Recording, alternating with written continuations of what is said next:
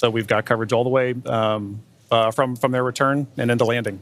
Yeah, a little cheesy, but teamwork makes the dream work. Working in tandem with Axiom Space and our SpaceX members here. Exactly right. You know, we've got to do it together, and I love that we can work in tandem in each mission control and bring the crew home safely. Exactly right. And both of those control centers, like we said, work throughout the mission together. Right, on launch day, we have SpaceX's Mission Control Center here in Hawthorne working with Axiom's Control Center in Houston, as well as NASA's Control Center in Houston, Johnson Space Center, and Kennedy.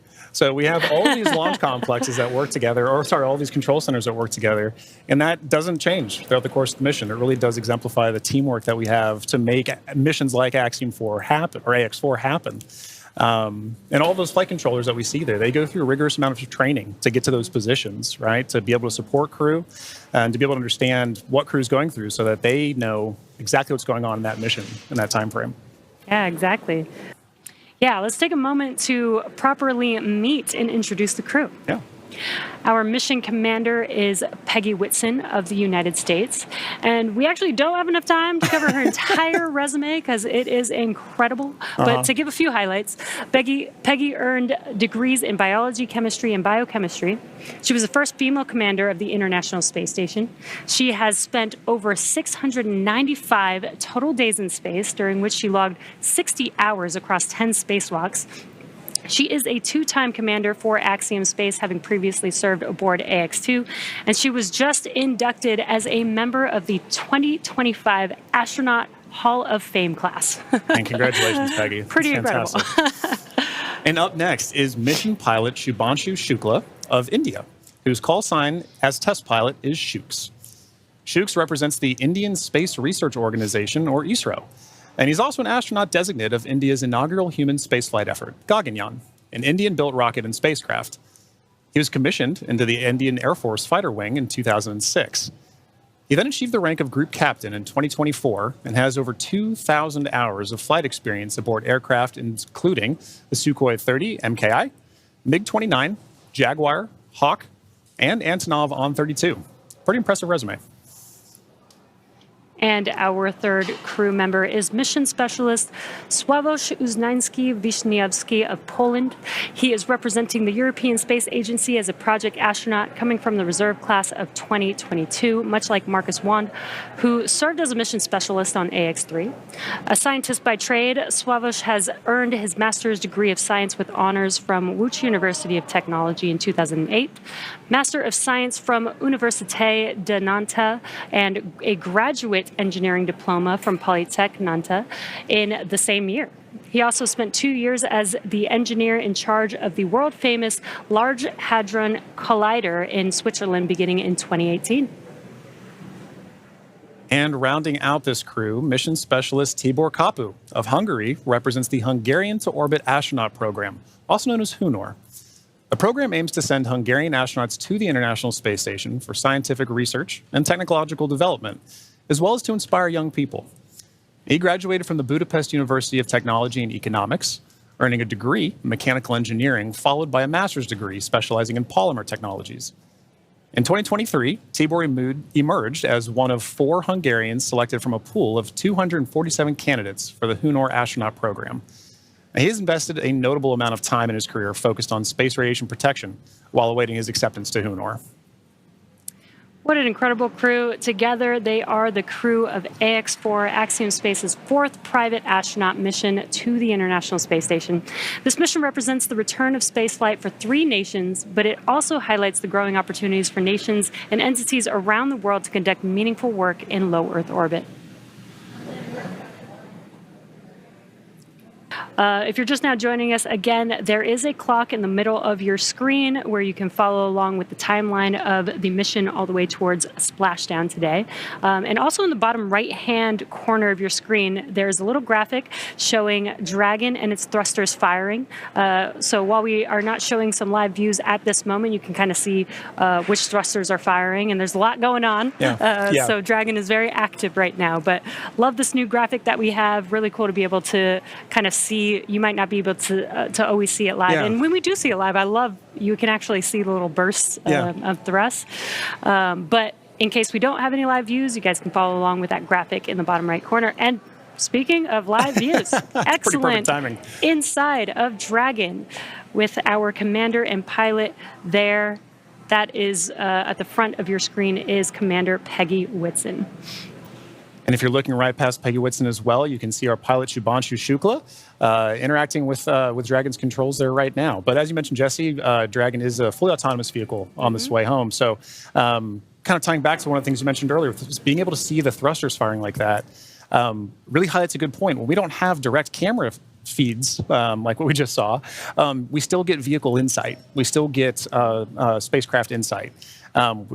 When we talked earlier about what the mission control centers are for, that allows us to get telemetry to that vehicle for ground crews to understand what is the vehicle doing, and allows us to share it with everybody here to get insight to the mission. Yeah, very cool. And it is, I love these live views. Yeah.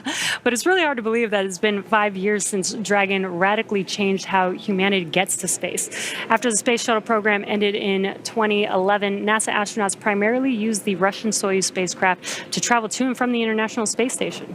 From 2011 to 2020, the Soyuz was the only human-capable launch vehicle available, and in December of 2010, Dragon became the first commercially built and operated spacecraft to be recovered successfully from orbit.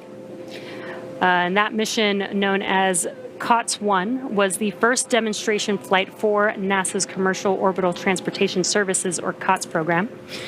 And the purpose of COTS was to develop and demonstrate commercial sources for cargo resupply of the International Space Station. Now, fun fact, the Dragon that flew on this historic mission is currently actually hanging behind John and I in front of SpaceX Mission Control Hawthorne. SpaceX copies. Crew are configured for entry. 5 minutes until predicted comm blackout. We'll see you on the other side at 0925 Zulu. Copy 09250 on the other side of the blackout. Okay, and good comms there from Crew that they are ready and configured for their return time. And, you know, an aspect of that is to wrap up our discussion about training. That's a major training point for Crew, understanding how their return phase is going to look so that they know, let's go ahead and call ground and let them know that we're ready for maintaining it. So training really is at the heart of any successful mission. You plan, you train, you fly in that order.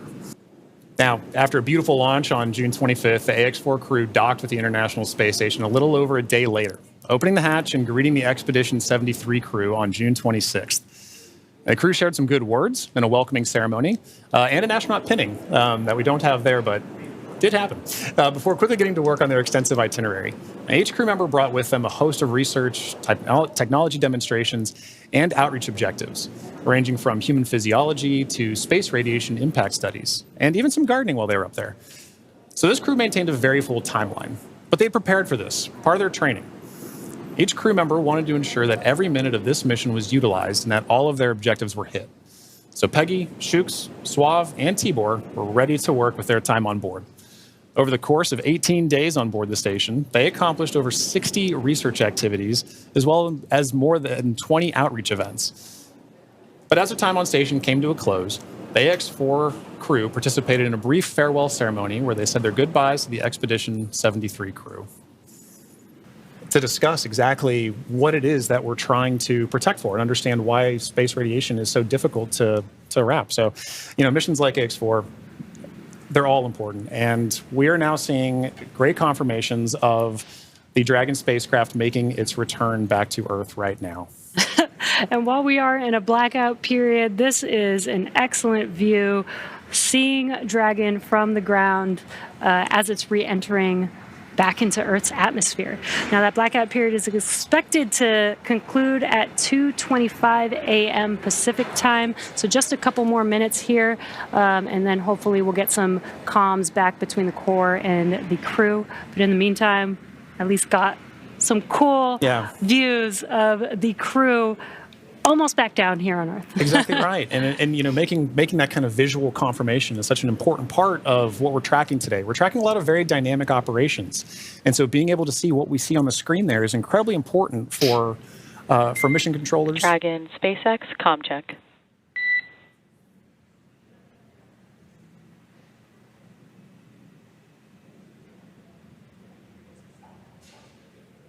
Again, we may not hear the crew until they do get those comms back, that acquisition of signal. Dragon, SpaceX, comm check.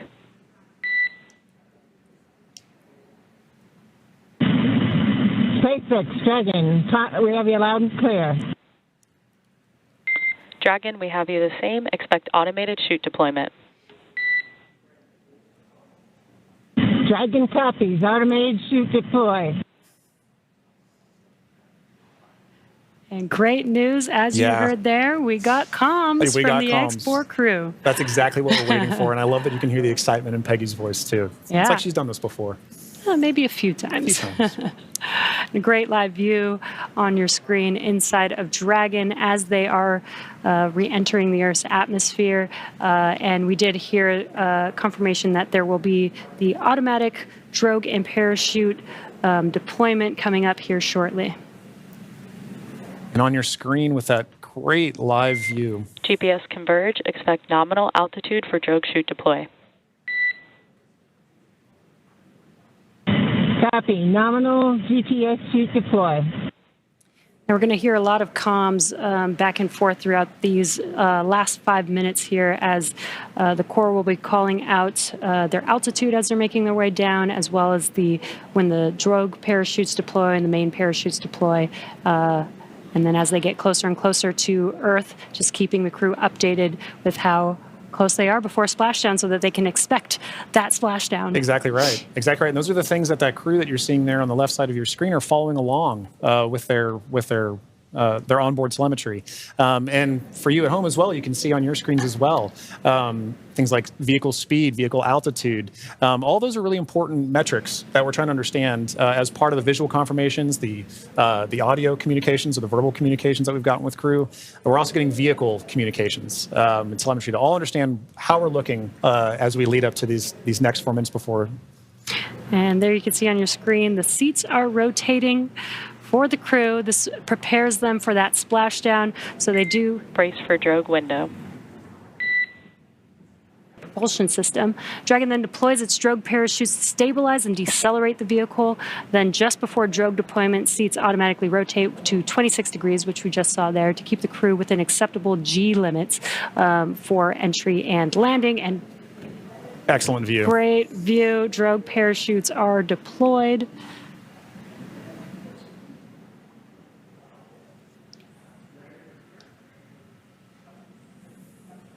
View looking forward. Drogue descent rate nominal. Descent rate nominal, copy. Again, we're going to hear a lot of comms throughout this next 3 minutes here. This is looking forward on the Dragon spacecraft up at the chutes. Those drogue parachutes are fully deployed now, so we do expect those main parachutes to deploy here shortly.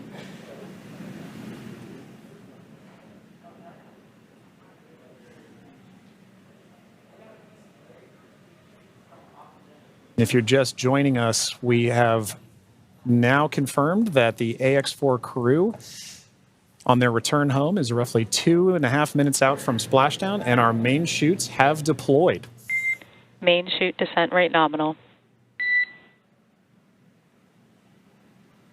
Copy. Main chute descent rate nominal, 1,000 meters for Dragon. We copy 1,000 meters. Great visual confirmation as well as those comms that the 4 main parachutes have deployed. Again, we are going to be slowing down the vehicle from 350 miles per hour all the way down to just about 15, 16 miles per hour by the time that the vehicle touches down and splashes down into the ocean. Exactly right. You know, you mentioned these beautiful visual confirmations that we're getting. You know, an important aspect of today's specific splashdown is that it's occurring at night. Dragon 800. Copy 800 meters.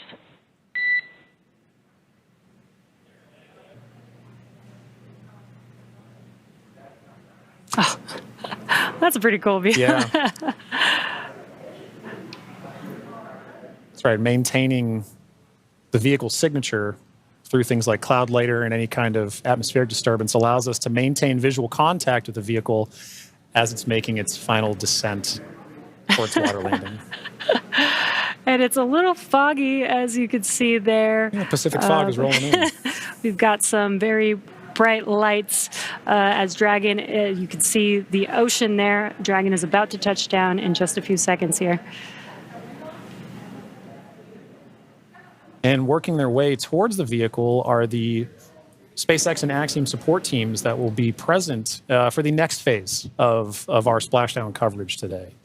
At this point, we'll be waiting for confirmation of the crew's safe landing, and then we'll move into the phases of this mission, which are really, let's recover the vehicle, let's recover the crew, let's make our assessments, and at that point, we'll be covering. And we have splashdown of the AX-4 crew back on planet Earth. Welcome home.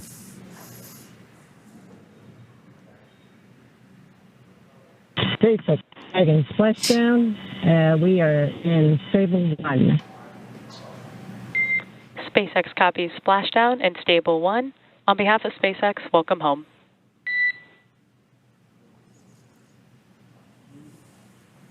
And thanks for the great ride and the safe trip, and Grace is happy to be back. We are happy to have you back home safely as well.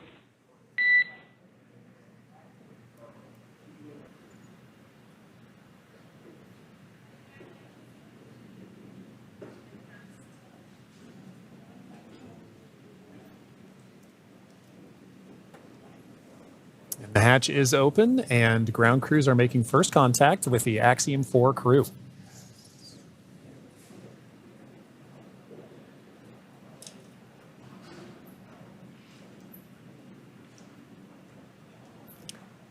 And you see that square-looking tool. That's just a protector for the hatch seal for while the crew egresses. This is a reusable vehicle, so we are protecting both the crew as well as the spacecraft, making sure there's no damage that happens and that the crew doesn't bump their head on anything on the spacecraft.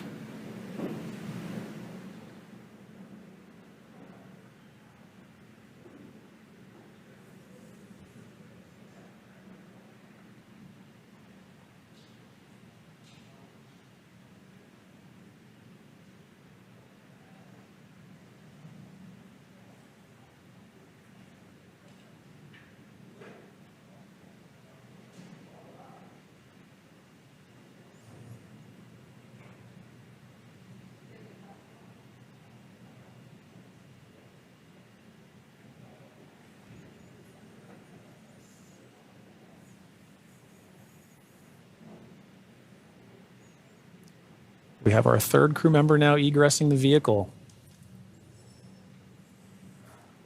And there is Sławomir Uznański-Wiśniewski of Poland. Sław is all smiles for this, which I love to see. Now, Poland's participation in the AX-4 mission through the Ignis program marked a pivotal step in the country's growing role in space exploration. Astronaut Sławomir Uznański-Wiśniewski, flying in partnership with the European Space Agency, led a research agenda focused on some of the most pressing challenges in human spaceflight: mental health, artificial intelligence, and radiation monitoring. These areas are critical not only for ensuring astronaut well-being on long-duration missions, but also for enabling safe and sustainable exploration beyond low Earth orbit. The Ignis mission reflects Poland's strategic investment in cutting-edge science and its ambition to contribute meaningfully to the future of deep space travel. It also signals a broader shift in Europe's space landscape, where emerging space nations are taking on increasingly vital roles in shaping the next era of exploration.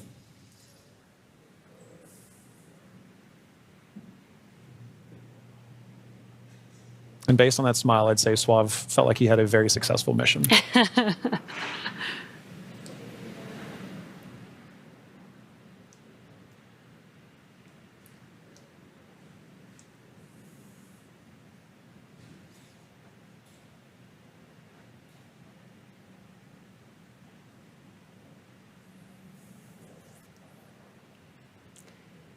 Three or four crew members have exited the Dragon spacecraft. We're now just waiting for the final crew member, Tibor, to exit the spacecraft here.